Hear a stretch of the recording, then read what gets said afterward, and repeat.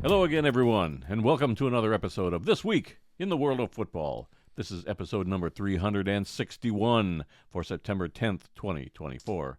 I am your host, Randy Snow. On this week's episode, the NFL season kicked off, the matchup is set for the European League of Football Championship game, and the Arena Football League is now Arena Football 1. But I'm not here all by myself. Across the table from me, as always, is my son, Adam. Hi, how we doing? I'm back from my long weekend. There you are. Only came back with a rashy set of ankles and almost froze to death at a couple points, but I'm good. Could be from using all those outhouses at this I don't think that's what festival it is. in the woods Definitely you were not at. what that is. And I also came back with less facial hair. So Oh, yeah, you did. you can't see that on the microphone. If you watch any of the videos on the YouTube channel, you've probably noticed. Uh-huh, yep.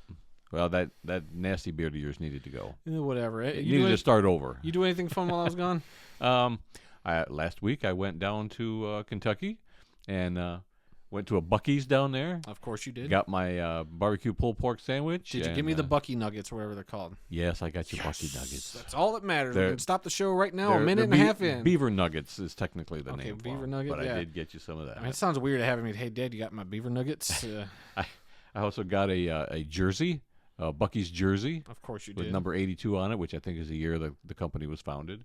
And a T-shirt, football-themed T-shirt from Buc-ee's. And Okay. got a football over there. You can't see it where you're sitting at, but got a little football with the Buc-ee's logo on it. So, yeah, it was a Buc-ee's weekend, and had a good time. Right on. Well, I'm glad you had fun and plenty of football to talk about this week, so we might as well just get rolling. Yeah, let's do this. We come to you each week from the fabulous World of Football Man Cave, located right here in the center of the football world, Kalamazoo, Michigan. We're here to promote the game of football in all its many forms, past, present, and future. Our goal is to educate, inform, and entertain our listeners with the glorious buffet that is the world of football. All this while keeping a close eye on the rich history of the game. Thanks for checking out our podcast. We'd love to get your feedback on one of our many platforms: Apple Podcasts, SoundCloud, TuneIn, Spotify, iHeartRadio, and Amazon Music. So you can simply ask your Alexa device to play the World of Football podcast. We also have timestamps down in the descriptions of both the podcast and many of our YouTube videos, so you can go right to the topics you really want to listen to. You can also find our podcast in its full audio form on our YouTube channel. Just search for The World of Football Kalamazoo or use the handle @The World of Football in the YouTube search bar. You will find over 400 videos on our YouTube channel, including things like our Week 13 recap of the CFL, which came out last Wednesday, and another episode of Just Lying Around that you and Kyle recorded just last night, I think. Yep. Isn't that right? Yep, to recap the Lions-Rams game that we'll talk about here shortly. Yep. And then we've got some upcoming videos. We've got, we'll have our Week 14 recap coming out. You know, we recorded that the other night, but you haven't got that up yet. Yeah, that'll go up in a couple days. Another episode of Just Lying Around, a Lions-Bucks recap after the Sunday game. Yep, we're going to probably record that right after that game's done, so... Yeah, 1 o'clock game this time is not, we won't get over it at midnight like the other Yeah, it should be that evening at some point. And then we'll have our NFL Weekly Picks video for Week 2 coming out, too. Yep, that'll hopefully be up by tomorrow. We're going to record that tonight, so we'll see how that goes. Get those picks sent in. Okay. Yeah, we already got a couple. Yep. I saw a couple earlier today. So Just waiting on Aaron to send us his. yeah, from Georgia. He's down in Georgia right now. All right. Well, let's begin our tour around the world of football. And we start off this week with Week 1 in the NFL. That's right, everybody. The NFL is finally back playing regular football. That means something. Get all done with that preseason nonsense, and here we go. It was a full slate of games this weekend, which started on Thursday night, their annual kickoff game, which saw the Kansas City Chiefs defend their home field against the Baltimore Ravens 27-20. This is a game I was unable to watch because I was in a cornfield that night. What'd you think? Did you watch any of this? Yeah, I watched a good share of it, and it went about as I expected. You know, a good game, but, you know, in the end, Kansas City came out on top. Yeah. Then on Friday night, the game in Sao Paulo, Brazil, which saw the Green Bay Packers fall to the Philadelphia Eagles 34-29. Another game where I was in a field and could not stream the game. I watched a little of that game. Yeah, I have not heard a whole lot. I heard the field conditions might not have been ideal, that Yeah, they said it was slippery. People were slipping on the field. And then, of course, at the end of the game, Jordan Love getting hurt and being out for 4 to 6 weeks, apparently. I forget what the injury was, but, not good. Yeah. He was my fantasy quarterback for the weekend. So when I saw that alert, I was like, really? Like in week 1, people getting hurt already? So, I mean, fantasy aside, I mean, for the Packers, though, that's a blow. It is. So we'll have to see how they go about regrouping and moving on from there. So then we get to our Sunday slate of games, which saw the Pittsburgh Steelers behind Justin Fields. I guess Russell Wilson, despite putting all his pads on for some dumb reason, he was just inactive for the game, but still figured, hey, I'm going to put my pads on and stand on the sidelines. But Justin Fields went out there and led the Steelers to a victory. The Falcons were kind of one of my dark horse teams for this year. Not really a dark horse. I figured they'd take a big leap with Kirk Cousins, and boy, did that prediction look like it was wrong.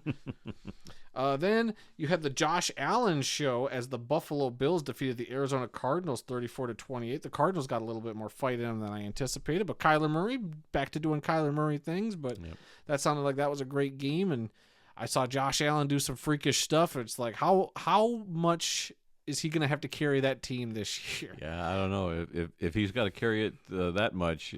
They may not win as many games as you think. Yeah, I mean, that might be a theme. Talking about some quarterbacks that just carry their team. There's been a few guys that we got to start talking about that they just deserve a lot more credit than I think they normally get. Somehow the Chicago Bears beat the Tennessee Titans 24-17. I mean, we picked the Bears to win, but definitely didn't see this as how the way the game would go down, as the Bears didn't score any offensive touchdowns in this game. It was all defense and special teams. And the help of Will Levis, the quarterback for the Tennessee Titans, throwing probably one of the worst interceptions you're ever going to see in NFL history. Did you see that highlight? I did. It's one of the worst plays ever. Yep. This was a bit of a shock for me, as the New England Patriots went into Cincinnati and defeated the Bengals 16-10. Yeah, that was a surprise. The New England defense sounds like they are back in full force behind new head coach Jared Mayo. Good for them. It's cool seeing that, they can get rid of Belichick and, you get a new coach in there. He's already kind of got a defensive identity. So good for them. CJ Stroud still doing CJ Stroud things as the Texans defeat the Indianapolis Colts 29-27. But hey, a tip of the cap to the quarterback for the Colts. Why am I blanking on his? Anthony Richardson, their quarterback last year, who only played 4 games before he got hurt. So he's looking pretty good. Then you had the Jaguars giving a game away to the Miami Dolphins, as the Dolphins got this one 20-17. Of course, the story around this game was prior to the game when wide receiver Tyreek Hill was detained by police on his way to the game. Yeah. Then he had the celebration during the game where he was getting unhandcuffed or whatnot. Okay.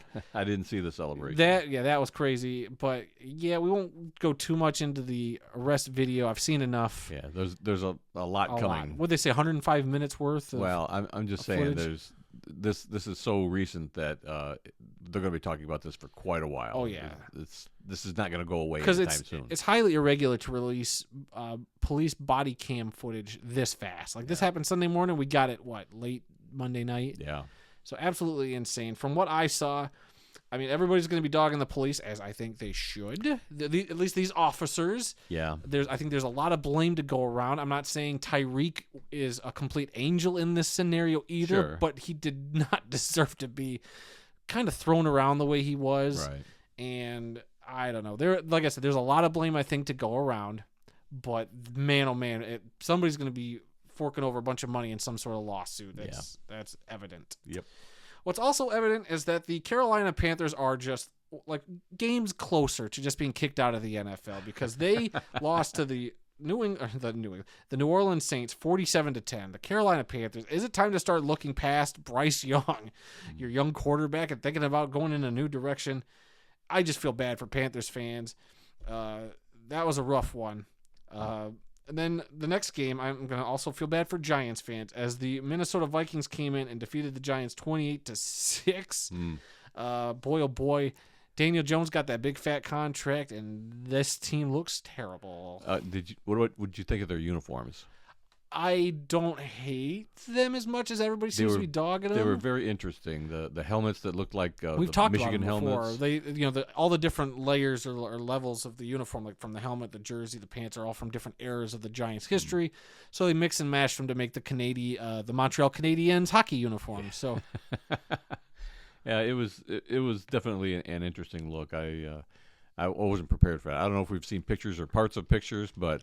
I looked at that and I'm like, holy mackerel! It's definitely unique. Yeah, it was. But I don't 100% hate it. I just think like I'd rather see that uniform go up against like if the Lions had their throwbacks on, or if another team was wearing some cool throwbacks like that, like the Bears. Right. Like that'd be kind of cool, even though they both usually do that like a winged type of helmet. Yeah, a little bit. Philadelphia had one similar to that. Yeah, too. like if you do something like that with all those different colors, and shoot, I think that'd be a lot of fun to do like an old school NFL game like that. Maybe on Thanksgiving or something. Something like that. That'd be neat. The Los Angeles Chargers defeated the Las Vegas Raiders 22-10 in Jim Harbaugh's debut. Apparently, he's 5-0 in his first game of the season, going back to even his 4 years in San Francisco. Oh. So we'll see if Jim Harbaugh can get that team turned around. The Seattle Seahawks defeated the Denver Broncos 26-20. Feel free to stop me if there's anything you want to jump in with. No, just keep going. All right, if I got something, I'll interrupt you. All good. The Dallas Cowboys went up to Cleveland and got the victory 33-17. Of course, the story around this game is quarterback Dak Prescott getting that 4-year, $240 million contract extension with the Cowboys. Don't get me wrong, I don't hate Dak. He's probably the best quarterback they have or will have for a while. So yeah, you got to pay that dude. And that was just hours before the game, I think. Oh, Jerry Jones planned all that. The morning of that game, he finally signed a contract and waited till the last minute. Well, I'm sure Jerry Jones was like, we're gonna wait and steal all the headlines before we go and play this game today, here, Dak. Yep. So, I mean, whatever. Good for Dak. I mean, get your money. I'm not saying he's a terrible quarterback. He still hasn't proven anything in the playoffs, so I don't know why you would. He's a good regular season quarterback, but come playoffs, he doesn't show up. So we'll see. Maybe this will change it. Who knows? Yeah, I don't think money's going to change it. Money makes things worse. Well, depends on who you ask. How about this story? I love this one coming up. The Tampa Bay Buccaneers defeated the Washington Commanders 37-20. Baker Mayfield. What a story this dude has become. I mean, just you're looking at me confused, but I mean, think of what we just talked about with Cleveland, getting shellacked. Deshaun Watson has just been an utter disappointment up there. Right. All that guaranteed money, and for what? A dude that's a bust. And yet they got rid of this guy, Baker Mayfield, threw him in the trash heap.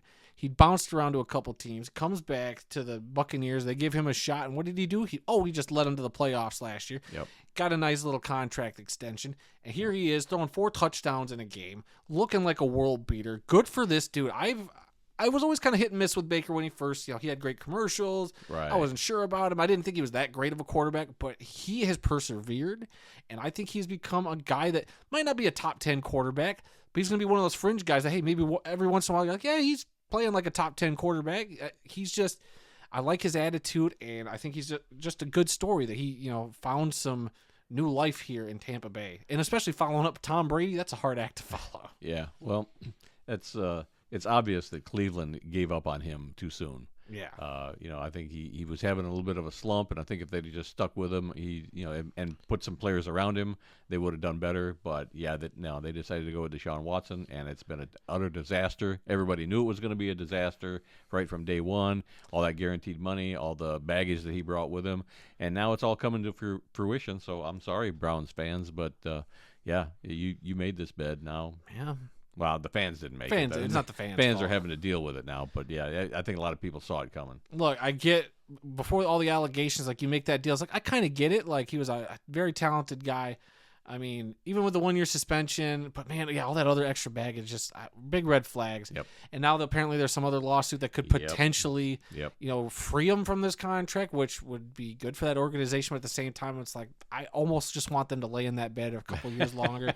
But no, back to Baker. Good for him. Yeah. I'm a Baker fan. Yep. Except for this upcoming Sunday. Oh, yeah, absolutely. Speaking of Sunday, guess what? The Sunday night game featured our beloved Detroit Lions facing our old quarterback Matthew Stafford again in a rematch of an NFC wildcard game. Yep. We were actually in attendance for back in January. Yep. And You and I barely have talked about this because I haven't seen you. We talked a little bit during our Canadian episode. You didn't text me during the game. We didn't text at all. I was shocked we didn't text anything. Even Aaron, I don't know if we texted anything during the. Well, we all might have had one or two little blurbs in our group chat, but obviously you, me, Aaron, and Kyle were all just glued to our TVs watching this game. Well, I'll go to you first. The Lions win this game 26-20 in overtime, the first overtime game of the season, the only one of the weekend. Yeah. What were your thoughts? Well, they went out to a 17-3 lead, just like they did, with San Francisco. They got a big lead at halftime, and then they gave up that lead in the second half. So I don't like seeing that, of course, from the team. But when push came to shove, the Jake Bates, our favorite kicker, and they were talking about Jake Bates like, well, he's a rookie. Oh, I don't know if he's going to do this. Put the pressure on this kid. He's been there before. He may be a rookie, but yeah, he's been in some situations in real games, and he's come through. So yeah, he came through with a 32-yard field goal. He had a chip shot one, which that's good for your confidence. And then did he do a 40-yarder or something? I thought it was 30 something, but anyway, but he made that field goal to send it to overtime, which it was no big deal at all for him. And then the announcers were trying to make it seem like, well, there's a lot of pressure here. Oh, can he do it? Yeah, he did it, of course. And then the overtime, they got the coin toss, and the camera was on our coach Dan Campbell, Campbell, and he had this big grin on his face, like he knew we got this. Where was that running game all game long? That's my biggest problem with the game. Look, we should have been doing better during the break. We're getting quite a ways into the show. We'll move on to the CFL. I promise. We're almost done. But so for me, it was the fact that none of the Lions starters really, especially on offense, didn't really play preseason. So there was a lot of rust shaking. Right. So Amon-Ra didn't really have the greatest game. The Rams, give credit to the Rams though. They had a game plan for stopping some of our weapons. But early on, it did seem like they didn't have an answer for David Montgomery. First quarter was like the Lions could run a little bit and be like, all right, let's do that. Let's keep pounding the rock. And they, for whatever reason, Ben Johnson said, well, the game plan is to now move on to Jahmyr Gibbs, which is fine, but they didn't really do much at that point. Nothing against Jahmyr Gibbs. Clearly the Rams planned on that weapon. But yeah, it's like they got too cute. It's like they got away from stuff that worked for some reason. And at the same time, though, I figured I wasn't even when the Rams started making that comeback, because I figured Stafford was going to have some sort of magic. Sure. Stafford, despite having his fourth or fifth string offensive lineman protecting him, Aiden Hutchinson being mere inches on several occasions from getting to Stafford. Stafford was just on another level. Stafford just had a sixth sense or a spidey sense. Whenever Aiden Hutchinson got close, it seemed like he got the ball out right away. And that's we've seen that Matt Stafford before. That's a Matt Stafford that scares me. Yep. And that we've known he can do that sort of stuff. And what did he do? He found his one receiver after Puka Nacua got hurt, who's on injured reserve for 4 weeks, I think. And Puka Nacua was one of the best receivers to play the game. Right. And he had one of the best games I've ever. Well, 14 catches is pretty impressive. I mean, some of them there were 1 or 2 yard catches that the Lions defenders, who I thought did okay during the game, they kind of gave the Rams a couple of good field position spots. When they had a pass interference. Kyle and I went into all that on our show, but I don't know. They even though they took the lead, I was still sitting there I'm not upset yet. I feel like we still got this, but I'm not in panic mode. Maybe they'll lose this, but I don't feel terrible right now. I'm something in me was confident. We tied it up. We got the coin flip, and like you said, as soon as Dan Campbell had that grin, I was like, it's done. I didn't know they were going to run it. Yeah. Six out of 7 times. I thought there'd be more passing, but I knew once we had that ball, I knew we had it won. And when Montgomery hit a couple of those 9-yard runs, I was like, oh, yeah, we got this. They can't stop Montgomery right now. Lions did a couple little things, but yeah, they just literally just shoved David Montgomery down their throats and got the win. And I know people will always talk about this with this new overtime rule. People complain well, the Rams should have got a shot to answer. Well, guess what? It is what it is. It is what it is. And I'd say that if it was us, if you want to stop them on that first drive from getting a touchdown, then stop them. Yep. Hold them to a field goal. Then you get the ball back. Or you force a turnover, do something, and they almost did get a turnover. A play that was kind of overlooked was Amon-Ra St. Brown batting one of the balls down to prevent an interception. I don't know if that was on that drive, but it was at some point in the game, a very crucial heads-up play by Amon-Ra. But you got to stop them, and they couldn't. They looked gassed.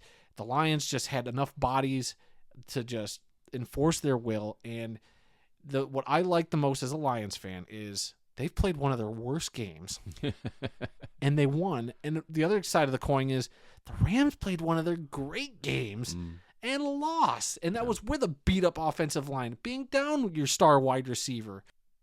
Okay, apparently we were going on too long about the Lions because the computer crashed. So if you got any final thoughts, let's just move on, I guess. Yeah, well, you're talking about not having Puka Nakua, but Cooper Kupp is still there, and he took right off, picked right up where Nakua left off, and they still had a great passing game. Yeah. So, and like I said, that's the magic of Stafford, McVay, that whole thing. So it wouldn't surprise me. A lot of people are saying Lions Rams could be your NFC Championship preview. Hey, maybe. It's a long season, Yep. and we shall see. And there was a Monday night game I guess we could talk about. Aaron Rodgers played more than 4 snaps for a change with the Jets, but the 49ers got the victory here, 32-19. I didn't watch any of this game. I saw Christian McCaffrey was out.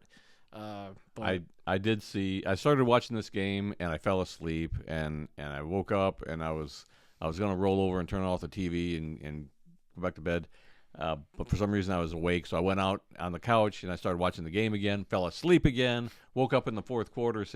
Looked at the score. Said, "Oh yeah, they got this one." So I just went to bed. Yeah. But yeah, I guess I was just bored with Aaron Rodgers. I couldn't stand watching him. So he just put me to sleep. I don't blame you there.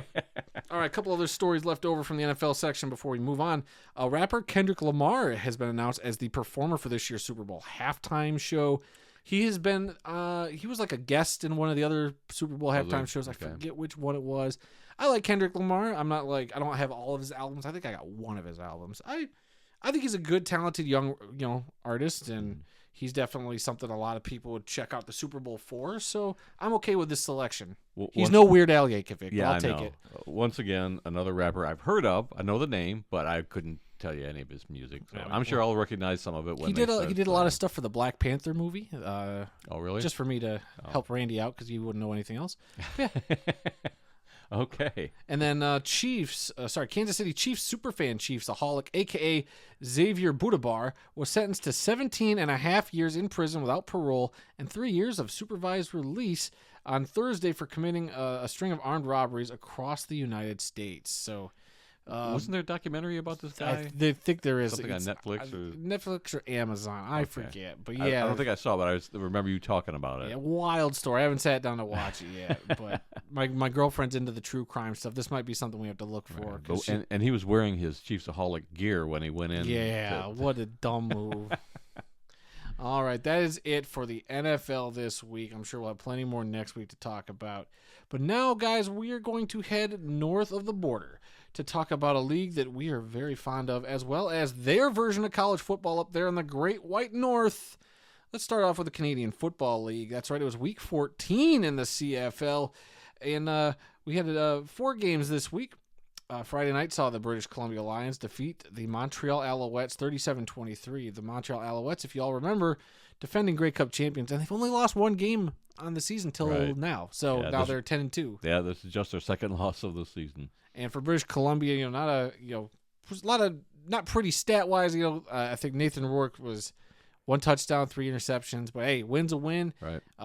Nice for them to bounce back after they were on a losing streak. I want to say no, they won last week. So they've won 2 in a row now. Right. Yeah. To kind of get their groove back a little bit. So we'll see how the rest of their season goes.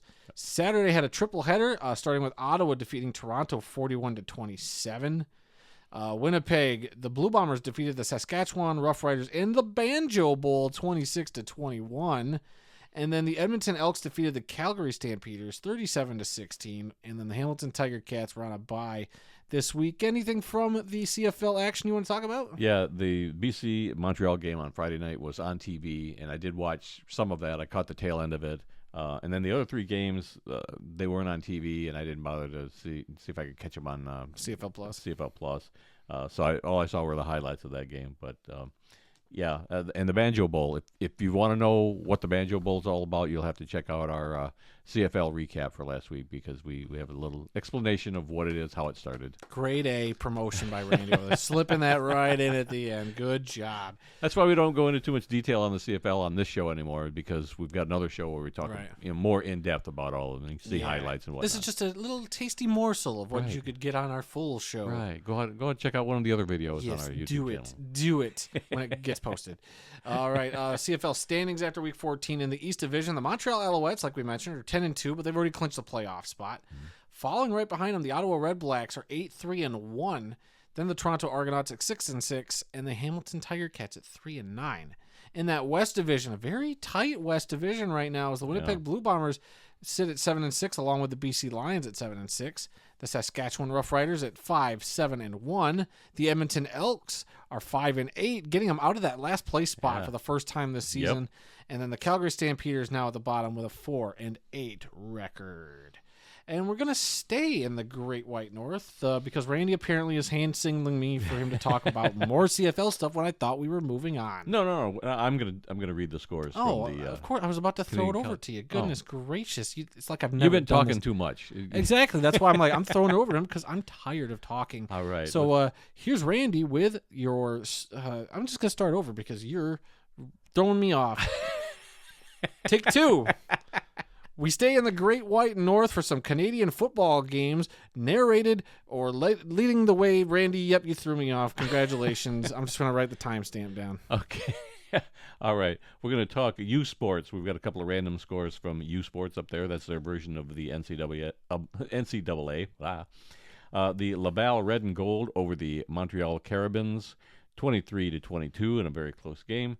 The Ottawa GGs over the Waterloo Warriors, 26-5, and the McMasters Marauders over the Toronto Varsity Blues, 32-3. Are you sure it's not the McMasters Marauders? Because that sounds like where you were going. No, McMasters Marauders.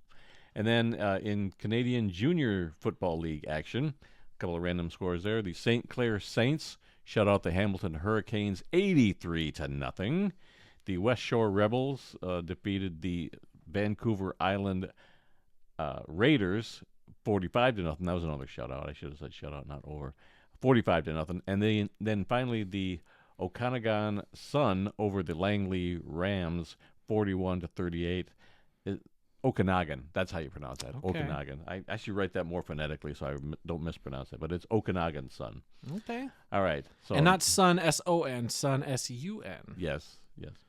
All right, so now we're going to head across the pond to take a look at the scores in the European League of Football.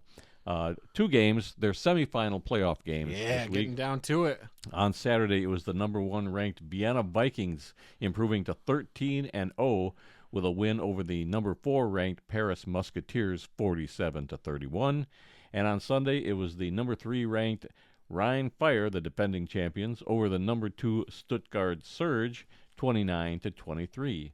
This sets up the ELF championship game on Sunday, September 22nd, Vienna versus Rhine. Man, so they're taking a week off and they're having a championship game. So, but hey, kudos to the Rhine Fire because they won that rematch with the Surge from last year's championship game. Now they're back to defend their title against a very talented and undefeated Vienna team. Yeah. And Ryan only lost 1 game all season long, too. So these are going to be 2 great teams. This should be a great matchup.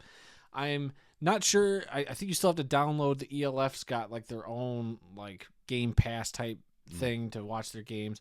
But I'm looking forward to seeing the highlights from this. Maybe even, I don't know if they have a special stream to where you could watch the championship game, but I will be there to try to at least check this out in one form or another because this sounds like this is going to be a great game.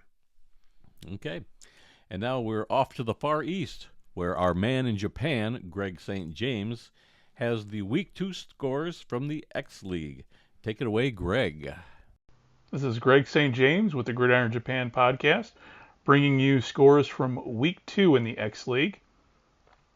We have the Penta Ocean Pirates, 31-3 over the Mitsubishi Club Triax. The Tenai Deers, 21-0 over Bulls FC. The As-1 Black Eagles, 28-17 over the Tri-Axis J-Stars. The Shinagawa Bullseyes 7-0 over the Tokyo Metropolitan Police Eagles. And finally, the Dentsu Caterpillars 30-3 over the Blue Thunders, a game in which our co-host Aaron Ellis threw for 3 touchdowns and nearly 200 yards in his first game back in Japan since last season.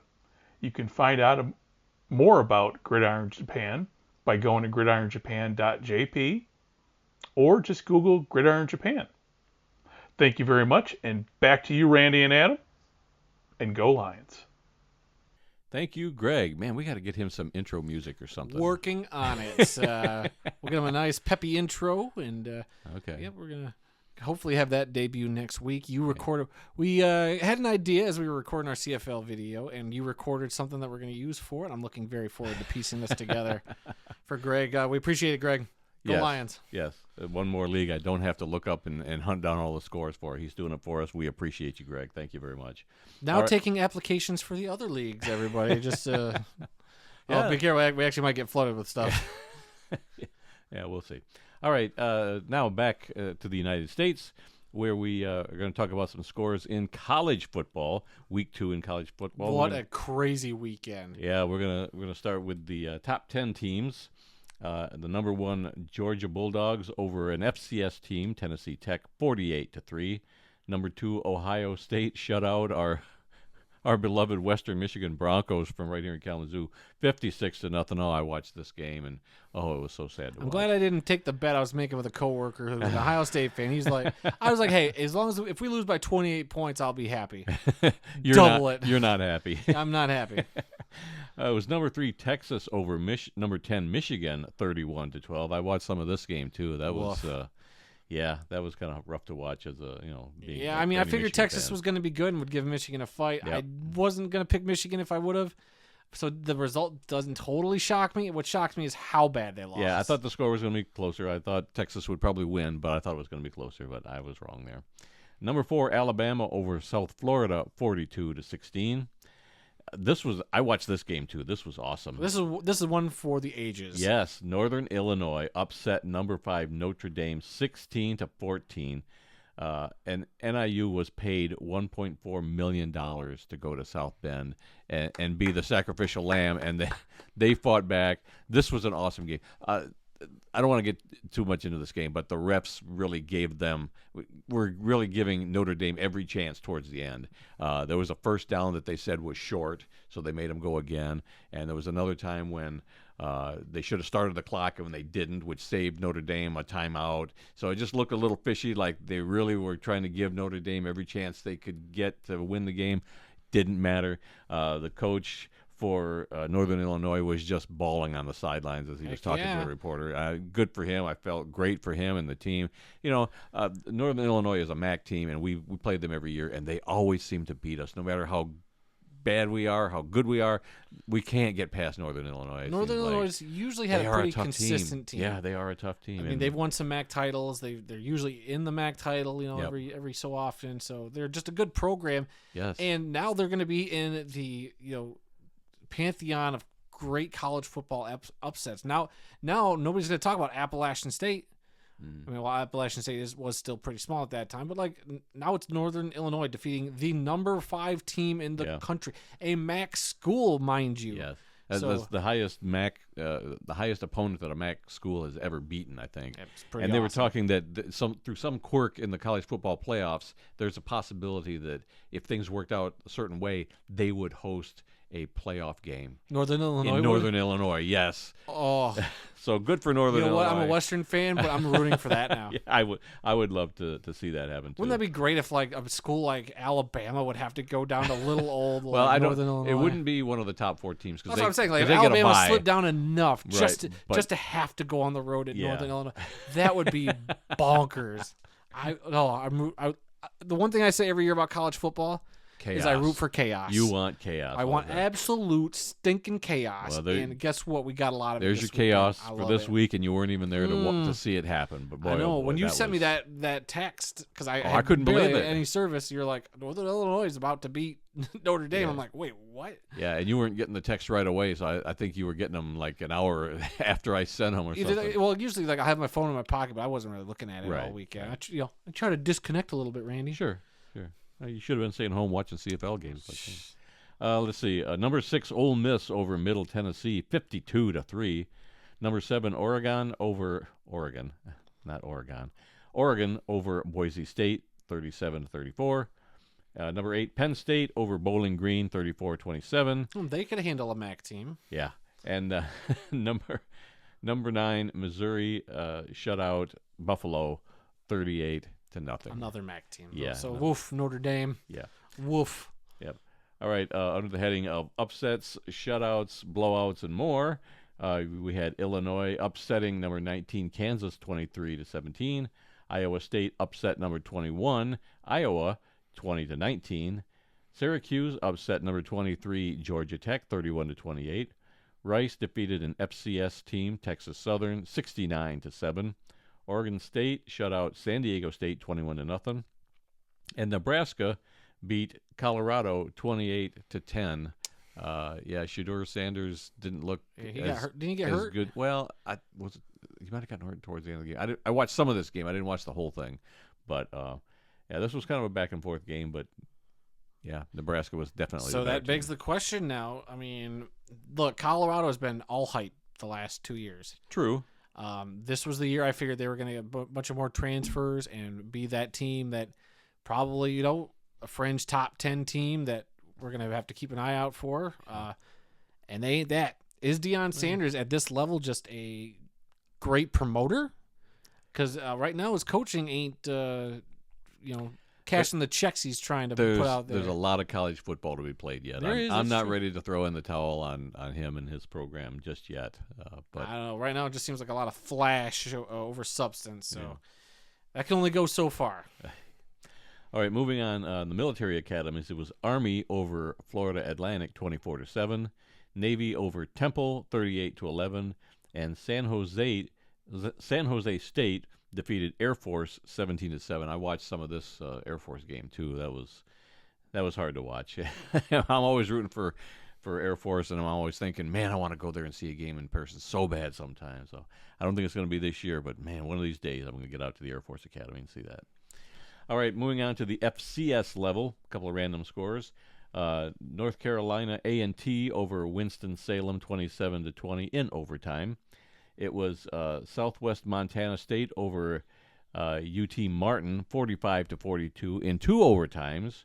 And finally, it was Michigan Tech over Division II South Dakota School of Mines 52-50 in 4 overtimes. Dang. A lot of overtimes going on in FCS level.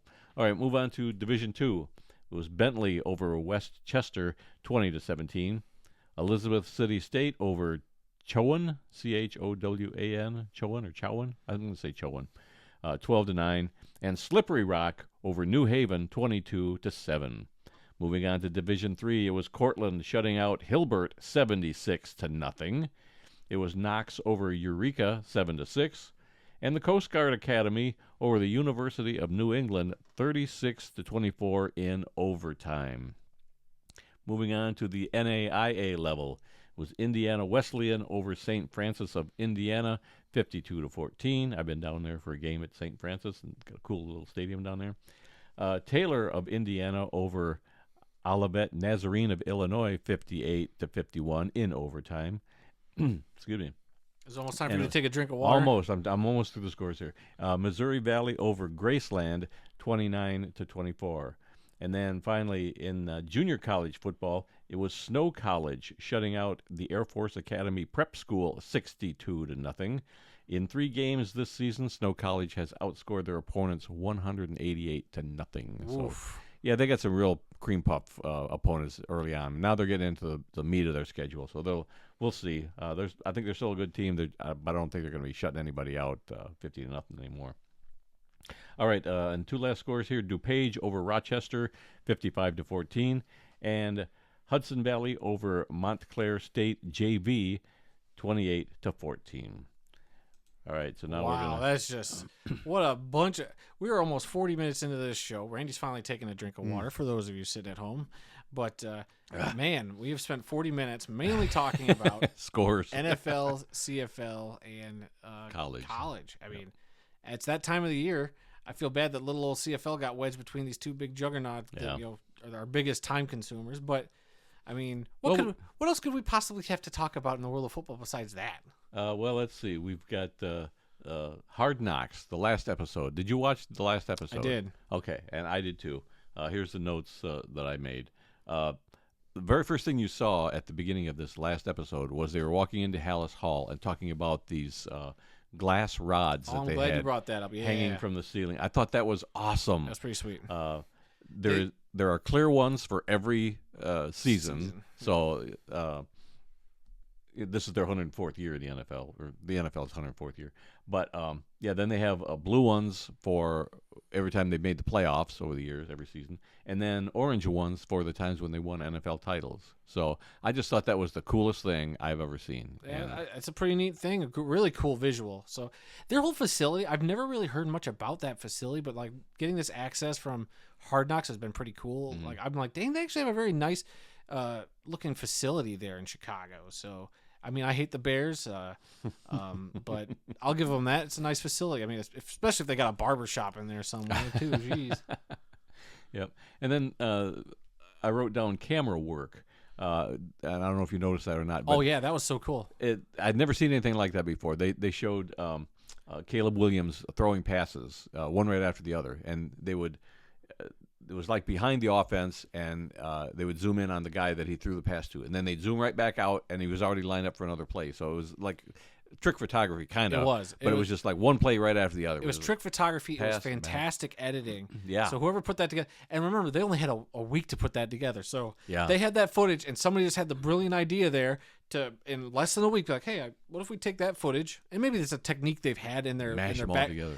in their back pocket to use. Yeah. But it was effective. It was so cool. I would love to see more of that. And that's the one thing I like about these Hard Knocks is sometimes they'll experiment with different, like, we joked around a couple weeks ago about how they had the one player who's all zen and then kept cutting back to the chaotic arm wrestling thing, and just how that was juxtaposing two people's trying to get ready for a game. But this, though, was just such a neat thing to just like showing how Caleb Williams just repetition, you're running through these different routes, and as the camera would move to follow a receiver and then would come back to Caleb Williams, and that whole offense just starting the next play. They had already reset. Yep, and it was just cool. It was a nice, continuous, just like, it's like one of those TikTok videos or a YouTube reel that just restarts when you get to the end. Yeah. It's like perfectly like edited to be like, did I just start the video over? It was cool, yeah. But of course they were all completions, so it made him look super cool. You had to edit out all the really incompletions. Good. Yeah, but they picked out all the ones where he actually found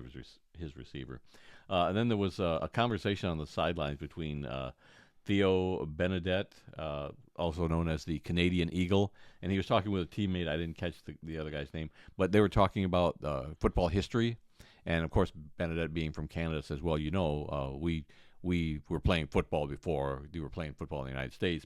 And he was talking about a game between McGill and Harvard. McGill came down to Harvard, and they were already playing by some modified rules.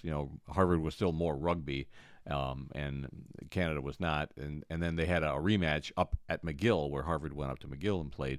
And after that, Harvard kind of changed the way they played, which I'm shocked that he knew that. But being Canadian, that's probably more well known up there than here in the States. But then the other guy goes, well, Walter Camp is the one that really set up the rules of football, and which is true also. Walter Camp. So they were both right. They were both right, and I was just shocked that they both knew this much about football history, because those are not really. I mean, Walter Camp maybe is a little more well known, but the whole thing with McGill and Harvard, I was just shocked that they knew about that.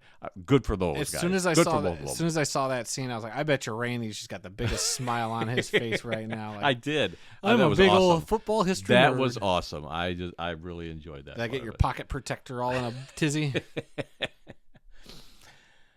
And there was something. Oh, I was going to tell you. Of course, you watched it, so you know who got cut and Yeah. who went to other teams. So I'm not going to go into that. But yeah, those are the things I took away from that episode. Yeah, I mean, so I don't know. There wasn't much to this. Like, yeah, No. you had the cuts. And Yeah. I'm not impressed. Like, my takeaway from so that's 2 Hard Knocks series is just done. My takeaway from this one, the regular Hard Knocks everybody's kind of used to, I'll probably forget about it. The Bears Hard Knocks. It's not going to be a top 5 Hard Knocks ever, but it had its moments. It had flashes of like interesting stuff, like talking about the referees and their tendencies with with Caleb Williams. But what I kind of wanted to bring up was I'm just not impressed with Ryan Poles as a GM. I don't know what it is. That's 2 GMs in a row. So the Giants GM, who also did make a cameo in this one, and I just don't get it. Maybe it's just the way the show isn't able to show you everything, but it just seemed to me, I was like, I just don't buy this guy. I didn't buy the guy with the Giants as a general manager. Like, I don't see a plan for their team. And another thing, did you notice DeAndre Swift, starting running back for the Bears, by the way, never made an appearance? They kept him out of Hard Knocks altogether. Montez Sweat finally showed up in this episode. He was another big player I'm surprised they never talked about or talked. So clearly there was a lot of stuff they were told they couldn't do with the show. Oh, whoa, the chair came down.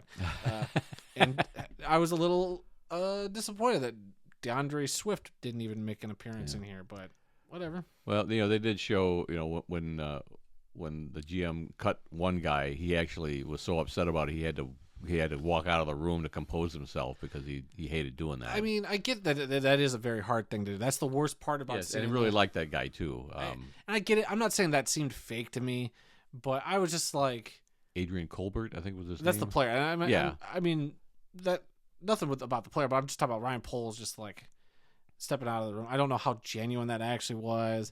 There's a few times like on these shows, I'm like, I don't know how genuine this is. Like the relationship between all the coaches and like it just seems like they did it for the camera. Like every Right. time you enter a room, you're gonna clasp each other's hands and give each other a hug. Every time, don't you work around each other enough with your coworkers? That, why would you want to go around hugging them like every like, hey, Yeah. we're gonna hug before this meeting. Hey, we're gonna hug before we go take a dump. Like it just, I don't know. It could be genuine. I don't know. I wasn't there, but just I don't know. There's something always just bothered me about that. It's just like it just seemed staged. Yeah. So that's my thoughts on Hard Knocks. Okay. Moving on, we do have some arena football news. The 8 teams that survived the 2024 season in the Arena Football League are now forming a new league called Arena Football 1. So this is not a rebranding of the Arena Football League. This is a completely new league, from what I understand. But it was going to have the same 8 teams that played under the Arena Football League banner last year. Now they're going to call themselves Arena Football 1. There's a possibility of several, I guess, expansion teams that are going to be announced soon. We've actually gotten 2 of them. But in the press release talking about the Arena Football 1, Jeff Fisher is returning as the commissioner, and Jerry Kurz is now being referred to as the CEO of the league from their statement. And then in the last 2 days, we've gotten 2 new teams, expansion teams, bringing the Arena Football 1 to 10 teams. 10 teams. With a possibility, because there's a couple teams kind of hanging out there in the ether that were Right. supposed to join this year. So we'll Right. see if that follows through. The Arizona Bandits, Yep. Chicago Rush. But those 2 teams, obviously being the Stockton Crusaders and then Wilkes-Barre, not Scranton. They used to have a team in Wilkes-Barre, Scranton. Right. But it's just the Wilkes-Barre, Pennsylvania expansion team. They're going to do a name the team contest, I guess. Yeah, that's what I read. But so do you think this is an actual, like, it just sounds to me like this is all just legal mumbo jumbo. It's the same league, but they have to say this is a new league, and maybe did they leave G6 Sports, I would assume? Yes, I guess from what I was reading from some of the other places and websites that cover this a lot closer than we do, they were saying that the G6 people were not happy with some of the people that Jerry Kurz was bringing in to the front office of the league at the time, and so I think they just wanted a complete break. So this happened in 2008 when the AF2 bought the AFL rights out of bankruptcy. Before that happened, they were going to call themselves AF1 Arena Football. because they were the AF2, so they were going to go with AF1, and then they got the rights, so they went back to being the Arena Football League and everything. So maybe this is just a temporary fill-in thing until they can get all this legal crap taken care of. Maybe they can get it back under their umbrella. So this may be a temporary thing, maybe for a year, whatever. We'll see. But I mean, who knows? I mean, this is speculation on our part, but yeah, I hope that's not. If you're gonna do all this, you would think it's just finally shedding the Arena Football name. I get it. The last season was such a tumultuous thing to get wanting through, to get away from distance yourself from that. I get it. But they've been the Arena Football League for so long. It's a brand that we love. It's a brand that we know. And it's the same 8 teams. Yeah. It's the same commissioner. It's the same CEO. Or Jerry Kurz was involved with the last one a little bit, and then now he was a consultant before. He was a consultant, but then now he's the CEO. But it's the same thing. It's like you just swapped Halloween masks. One thing they haven't said right now is it still going to be the Arena Bowl championship game, or are they going to call it the Arena Cup now, like the AF2 had? Oh boy, they're going to come up with a new trophy. I don't know. That's more to be. If anybody from Arena Football 1 is listening, the world of football, we don't have much to offer, but we would definitely love to sponsor whatever the new championship game don't is. Say that. You can have all 5 of our dollars. Yeah, that'll get you a really nice little plastic trophy cup from the local trophy house down the road. No offense, I did go to our local trophy place because I had to get a name placard for my fantasy football league. I'm pretty sure there's Arena Football style trophies at that place.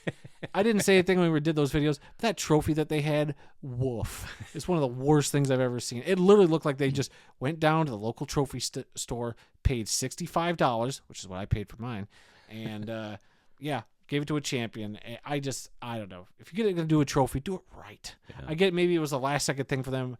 It looked like the CIF trophy anyway, which already looked cheap.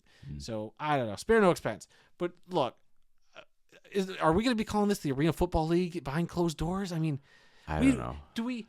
It's going to be hard for me. Like, what about like? And I hate to throw this out in the air, but maybe we should just talk to Tim ourselves. But Tim, like, what's happening with Arena Fan? Like, now it's AF1. It's still going to be Arena. Are you just covering that league? Because somebody already posted that. Okay, posed that question to him. Yes, it's still going to be Arena Fan. Because I mean, there's the National Arena League. They didn't get covered under Arena. I mean, it's Arena. It became Arena for like a couple years, but you know what I mean. It's weird. And does that mean it's going to be a whole new section? Like Arena Football is now one section. He's got to create a whole new tab for this new league.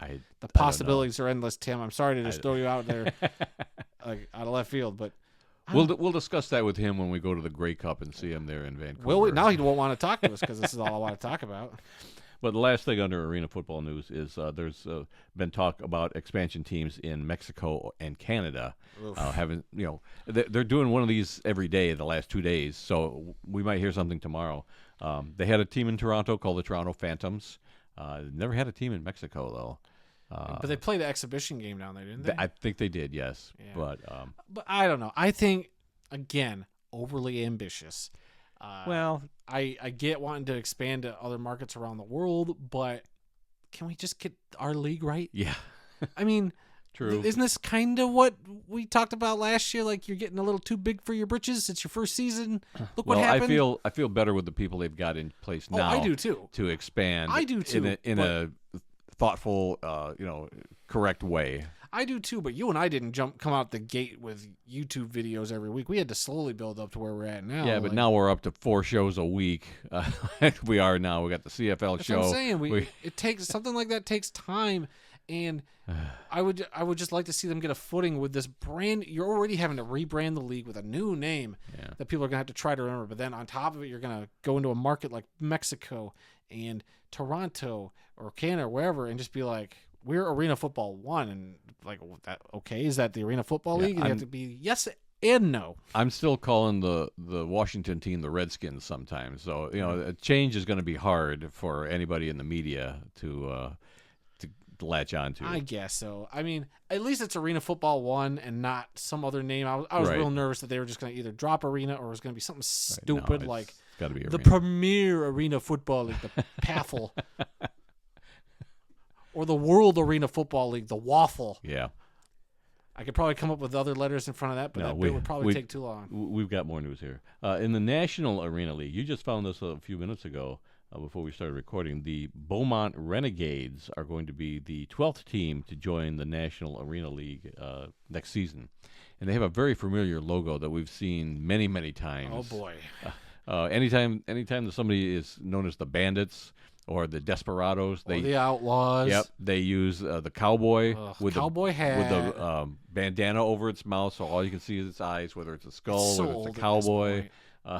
Because I was asking you, I was like, did the Arizona Bandits become this Beaumont team? You're like, no, the Beaumont's in Texas. I was like, oh, but then you look at the logos, it's exactly cowboy hat, it's bandana, it's overplayed, it's overdone, and it's like if the Arizona Bandits join the Arena Football 1, those logos are going to be so similar. It's like, who are we looking at here? Yeah. It's just, be more creative, all you football teams out there. Like, don't you miss the days of like something like from Get Unique, like on American Dad, the Langley Falls Bazooka Sharks. Give me names like that. The Minnesota Fighting Pike. Oh, there you go. You know, some really got cool names. I mean, like, I'm looking up at your mini helmet collection. You got the Dallas Desperados. Gee, what's their logo? Cowboy hat and a stinking bandana. Like, it's been done to death. Yeah. Move on. All right. Speaking of moving on, let's move on to today's birthdays. Just one to talk about today. Jim Crowley, born on this date in 1902 and died in 1986 at the age of 83. He was one of the four horsemen of Notre Dame back in 1924. He went on to become the head coach at Michigan State from 1929 to 1932 and at Fordham University from 1933 to 1941, where he coached a little unit known as the 7 Blocks of Granite, which featured Vince Lombardi on that line. He was also the commissioner of the All-America Football Conference in 1946, and then he was the head coach of the AAFL's Chicago Rockets in 1947.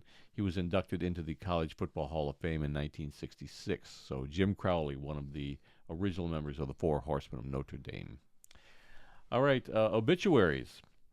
This is where we take a moment and honor those who've made the world of football a better place. Our first one is that of Charlie Johnson, a quarterback in the NFL for 15 seasons, has passed away at the age of 85. Johnson played college football at New Mexico State and was selected in the 10th round of the 1960 NFL Draft by the St. Louis Cardinals. He was also selected in the 8th round of the 1961 American Football League Draft by the San Diego Chargers. He signed with the Cardinals and played for the team from 1961 to 1969. He also played for the Houston Oilers in 1970 and 1971 and finished his career with the Denver Broncos from 1972 to 1975. He did so well with the Broncos, led them to their first winning season, I believe, and he was inducted into the Denver Broncos Ring of Fame in 1986. Our next obituary is that of Eric Moten, an offensive lineman in the NFL for 5 seasons, has passed away at the age of 56. Moten played college football at Michigan State and was selected in the 2nd round of the 1991 NFL Draft by the San Diego Chargers. He played his entire career with the Chargers from 1991 to 1993 and 1995 to 1996. Our final obituary today is that of Alan Aldridge Jr., a linebacker in the NFL for 8 seasons. He has passed away at the age of 52. Why are these last two guys dying in their 50s? That's way too young. Aldridge played college football at the University of Houston and was selected in the 2nd round of the 1994 NFL Draft by the Denver Broncos. He played in Denver from 1994 to 1997 and won Super Bowl 32 as a member of the Broncos. He also played for the Detroit Lions from 1988 to 2001. 1998. What did I say? You said 88. 1980? Oh, 1998 to 2001.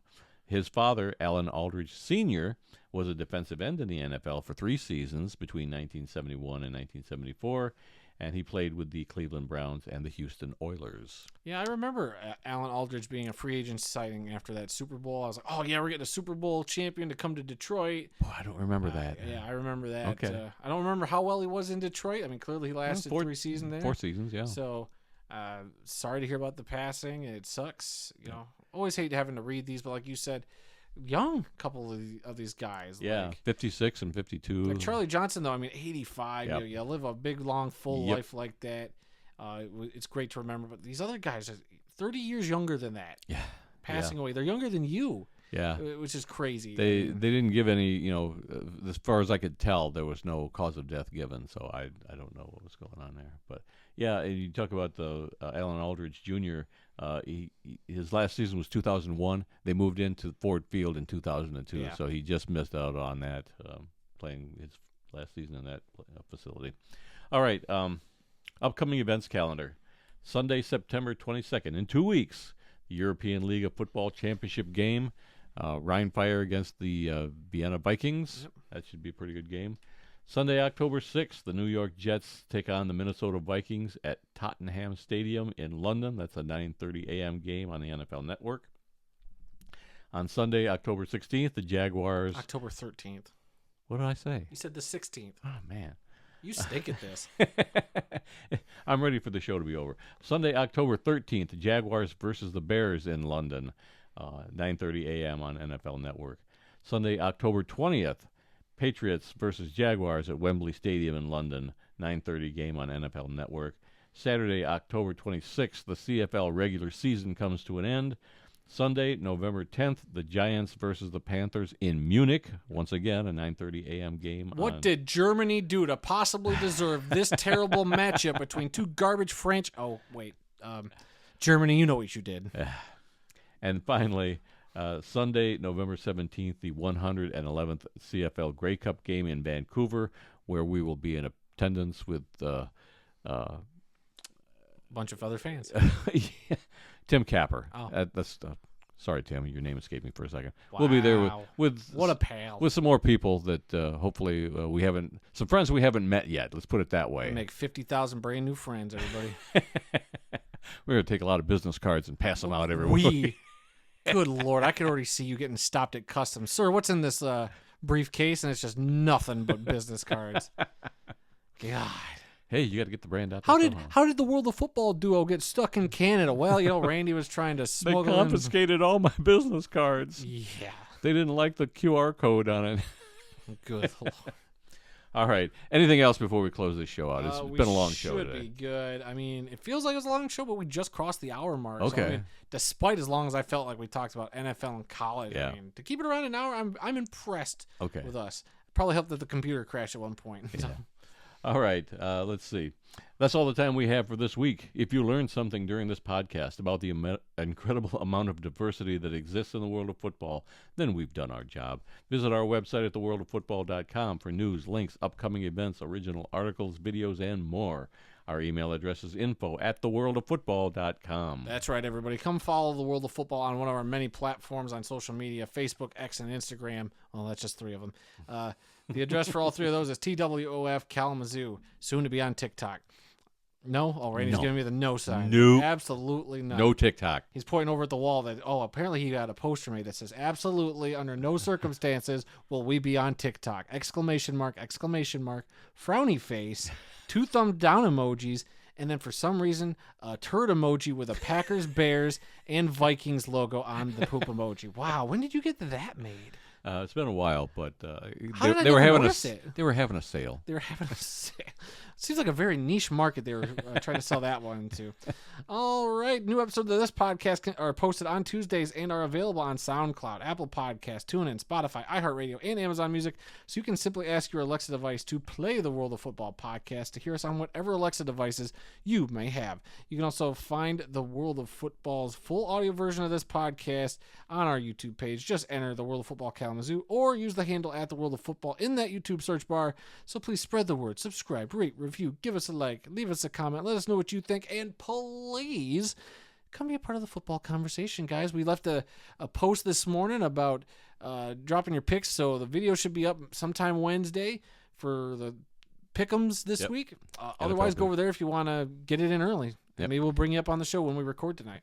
We had 8 guest pickers, Nice. which is kind of what we had last year. A few people kind of came and went. They'd be around for a couple of weeks and we wouldn't hear from them We're anymore. missing somebody. Did But Cringe ever? Cringe was a staple last Yeah, year. Cringe did not come back this year. Maybe maybe he'll come back in a week or so. Maybe he but unsubscribed. We did get at least 2 new people that I know of. Heck yeah. So- Thanks for joining us, everybody. Yep. Gonna be a nice, long, fun season. Yep. All right, and remember, folks, some people may love football more than we do, but nobody, and I mean nobody, loves more football than the two of us guys sitting here in Kalamazoo talking football. Until next time, when we'll try and do a better job. Yeah, right. I'm Randy Snow, And I'm Adam Snow. and we'll see you all next week.